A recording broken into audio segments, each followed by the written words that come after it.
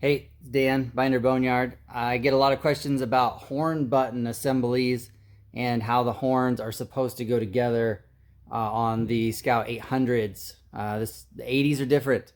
This is for 800s and 63 to 68 C-Series trucks and travelalls. So let's go over the parts arrangement. So first of all, this is how your steering wheel should be oriented. You'll see the big space at the top, small space at the bottom. Then you'll see your holes here. That hole right there is important. We'll go over why in a second. You should have a ring, horn ring that looks like this. Note the two holes in the one position. Also check to make sure that all of the black rubber retainer pieces have their ears on them, because that's what retains the horn button.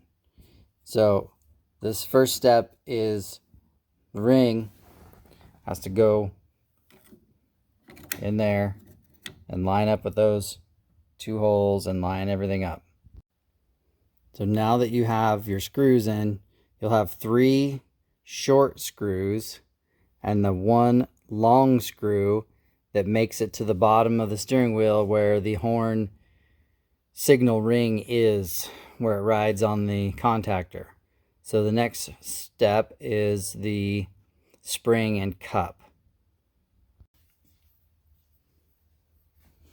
Next, you have a spring and this cup.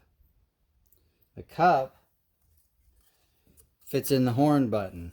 So it's kind of a tricky thing, but the spring goes here, centered up. Let's see here. You want the end that fits the best in the cup. So this end down, cup. You'll see there's tabs on the horn button. So you just line up your IH, drop it on there, push it on, and rotate. Now your horn button's on. It should honk for you.